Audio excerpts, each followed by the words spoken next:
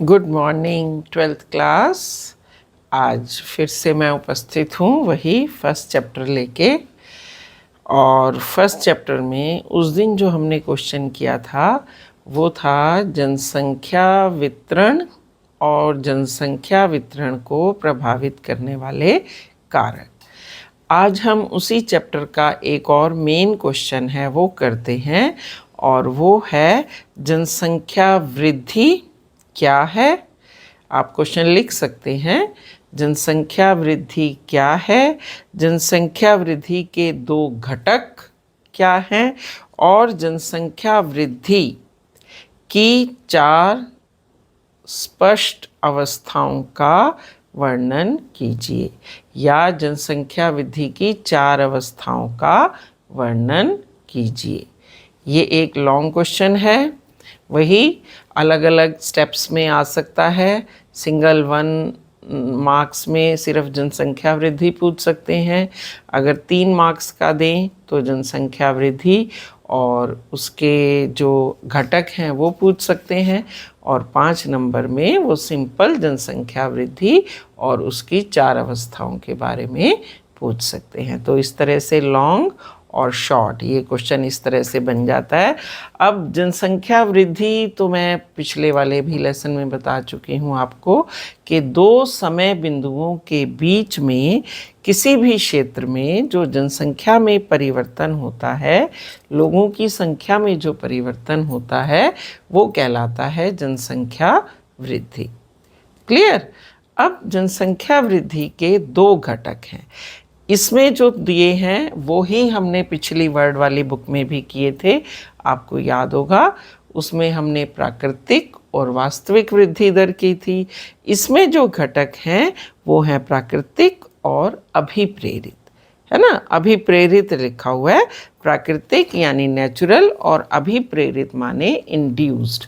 प्राकृतिक यानी नेचुरल जन्म दर माइनस मृत्यु दर, ये तो प्राकृतिक वृद्धि हो गई। और इंड्यूस का मतलब वही है कि अंतर्वर्ती और बहिर्वर्ती। अंतर्वर्ती यानी आने वाले लोग, बहिर्वर्ती मतलब बाहर जाने वाले लोग। अगर हम इनको भी उसमें से जोड़ देते हैं, जैसे पिछली बार किया था, जन्म दर माइनस मृत्यु दर प्लस अंतर्वर्ती माइनस बहिर्वर्ती, यानी जैसे मान लो अगर हम इंडिया की जनसंख्या निकालते हैं तो इंडिया की जनसंख्या निकालने में पहले जन्म दर माइनस मृत्यु दर करो, फिर उसमें जोड़ो। क्या जोड़ो?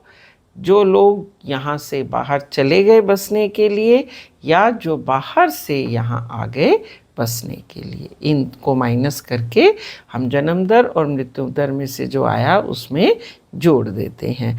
आप जब इसको लिखोगे तो ये क्लियर हो जाएगा, और आपकी बुक में पेज नंबर 5 पे ये दिया हुआ है, आप ध्यान से उसको पढ़िए, अपने आप करने की कोशिश कीजिए तो आपको ये समझ में आ जाएगा।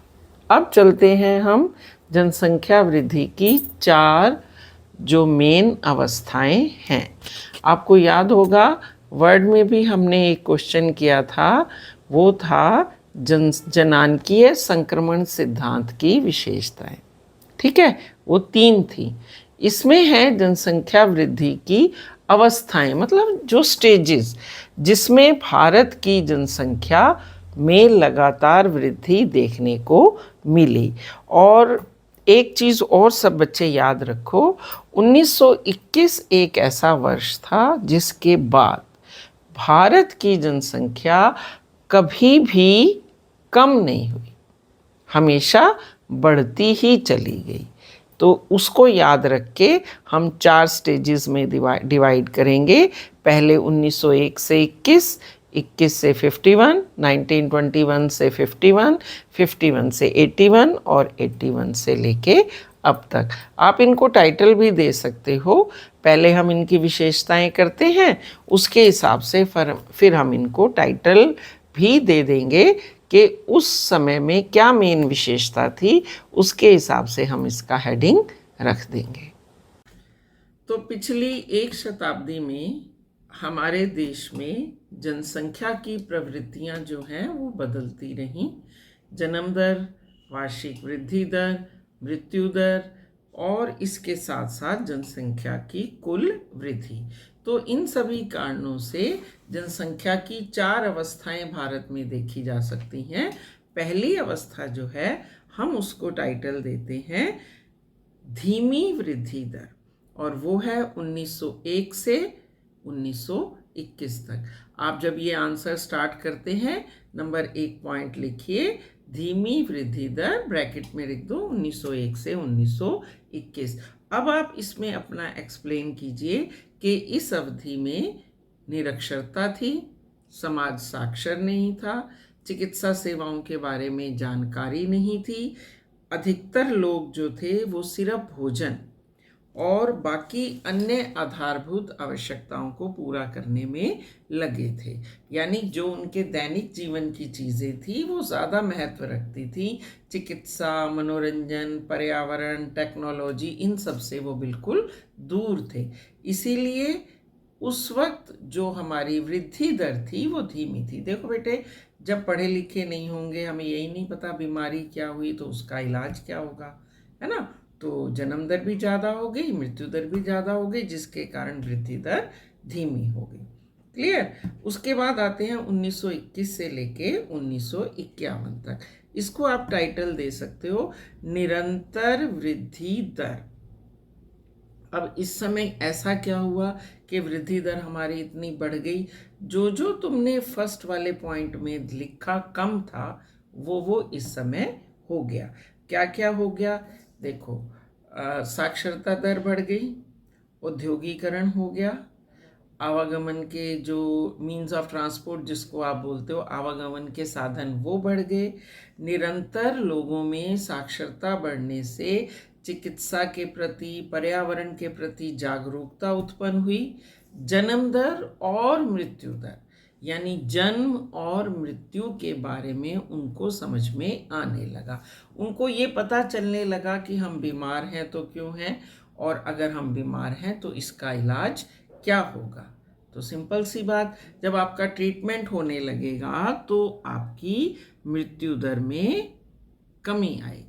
जन्म दर तो वैसे ही बनी रहेगी, है ना, क्योंकि अभी तक समाज में इतनी जागरूकता नहीं आई थी कि बच्चे कम होने चाहिए। उस वक्त समाज क्या, हमारे देश में जनसंख्या भी इतनी ज़्यादा नहीं थी, तो इसीलिए इस बात के लिए लोग पूरी तरह से अवगत नहीं थे इस बात से कि परिवार नियोजन किया जा सकता है। इसीलिए जन्म दर ज़्यादा थी और मृत्यु दर धीरे धीरे विकास के कारण, साक्षरता के कारण कम होती चली गई। तो जन्म दर और मृत्यु दर के बीच में जो गैप बढ़ा, उसके कारण वृद्धि दर निरंतर बनी रही। ठीक है, 2 पॉइंट हो गए। अब 51 से 81 करते हैं। 51 से 81 में जो वृद्धि दर है वो तीव्र हो गई।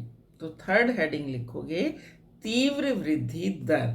अब देखो इस समय क्या हुआ, 81 तक क्या हुआ, सभी ज़्यादातर बीमारियों का पता चल गया, उनका इलाज पता चल गया। इलाज तो बात की बात है, प्रिकॉशनरी हमें पता चल गया कि अगर बच्चे को ये बीमारी फ्यूचर में होती है, पहले से ही उसको इसके टीके लगा देने चाहिए।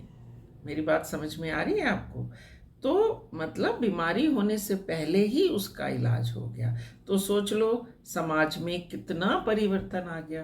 प्रौद्योगिकी के कारण नई नई बीमारियां पता चलने लगी और उनका इलाज भी पता चलने लगा। जहाँ कैंसर जैसी बीमारी, ब्रेन ट्यूमर जैसी बीमारी, और तो और पूरे अंग प्रत्यारोपित हो सकते हैं। प्रत्यारोपण का मतलब समझते हो ना बेटा? जैसे हार्ट है, हार्ट ट्रांसप्लांट हो जाता है, ब्रेन, आपकी बॉडी में कोई अंग खराब हो गया है, कोई मिस हैपनिंग एक्सीडेंट से कुछ चला गया है, लकड़ी की बाजू, पैर, ये सब लग जाते हैं। मतलब जीवन की अपेक्षाएं जो थी, जो जीवन था उसकी अवधि लंबी होती चली गई और मृत्यु दर धीरे धीरे धीरे धीरे बहुत कम हो गई। आपकी बुक में मैं एक लाइन अंडरलाइन कराती हूँ, औसत वार्षिक वृद्धि दर लिखी होगी बेटा, आप उसको पढ़ सकते हो कि थर्ड स्टेज में जो औसत वार्षिक वृद्धि दर थी वो 2.2% थी। किसी की बुक में और भी कुछ चेंज होगा, that is due to the addition of book. किसी का नया होगा, किसी का पुराना होगा, तो जो भी आपकी बुक में है आप वही डेटा लिख सकते हो। उच्च प्रजनन दर था, तीव्र ह्रास मृत्यु दर में हुआ, जनसंख्या में उच्च प्रजनन दर हुआ। उसके कारण क्या, उसका मेन कारण क्या था कि लोगों की जो जीवित रहने की और अर्थव्यवस्था को सुधार करने की जो स्टेजेस थी उसमें इतनी तेजी से परिवर्तन हुआ। या आप एक लाइन और जोड़ सकते हो इसमें कि पर्यावरण में और चिकित्सा संबंधी सुधारों में और साक्षरता दर में तीव्र परिवर्तन देखा गया। और इस तीव्र परिवर्तन के कारण ही जन्म दर उतनी ही बनी रही, लेकिन मृत्यु दर में जबरदस्त ह्रास यानी कमी देखी गई। और इसके अलावा एक और कारण था, 51 से 81 के बीच में जो प्रवास की दर थी वो ज़्यादा हो गई। किनकी? तिब्बती थे, बांग्लादेशी थे, तमिल थे, नेपाली थे। ये जो थे अपने देश में बढ़ते हुए जो अंतर्राष्ट्रीय कारण थे, उनके कारण इन लोगों का प्रवास दर बढ़ा और हमारे देश की आबादी या हमारे देश की जनसंख्या जो थी वो बहुत तीव्र गति से बढ़ने लगी। अब है लास्ट फेज जो है 81 के बाद। इस फेज में हमारी वृद्धि दर घट गई, तो हेडिंग लिखोगे घटती वृद्धि दर।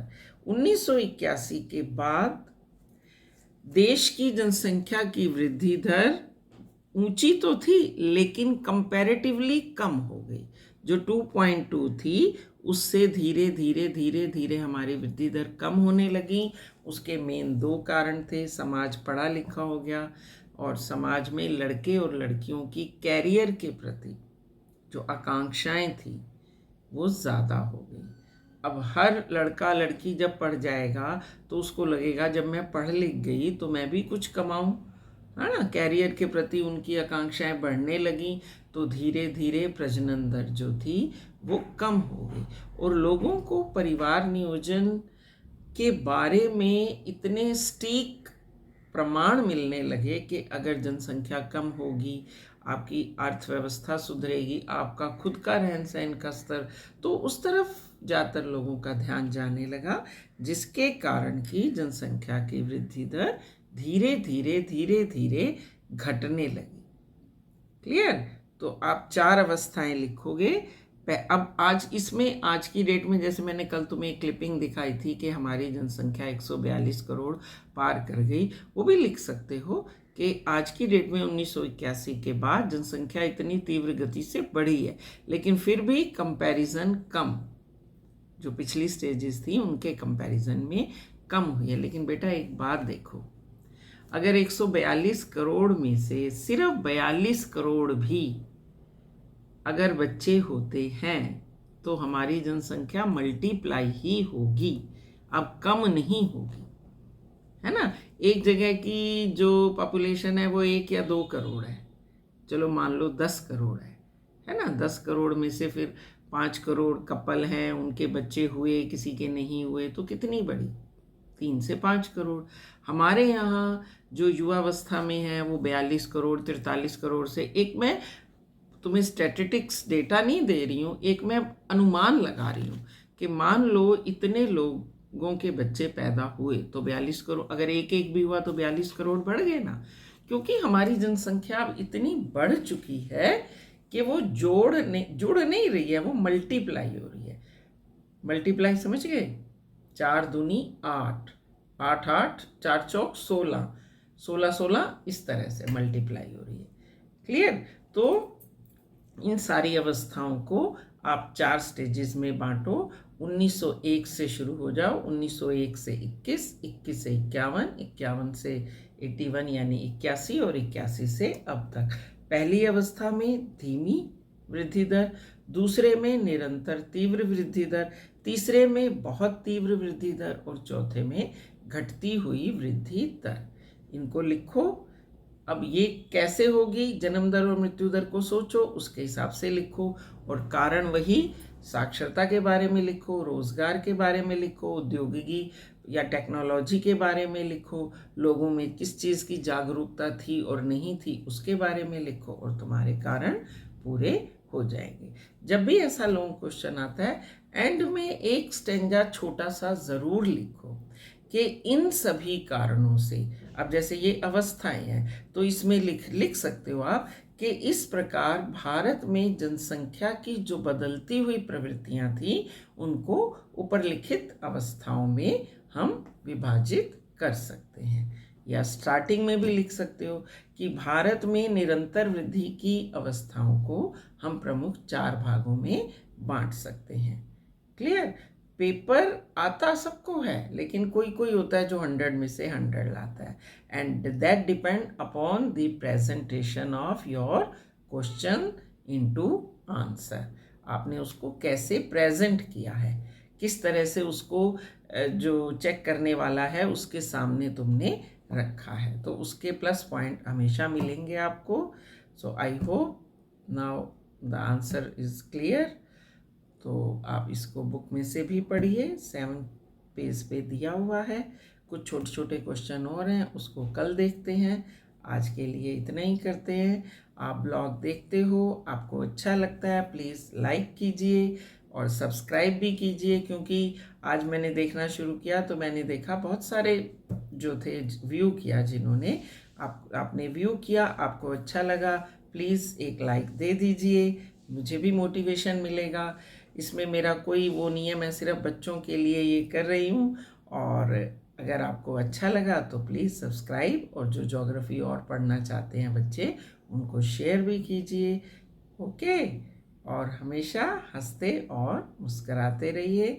Thanks for watching and keep smiling. Have a nice day. Good bye.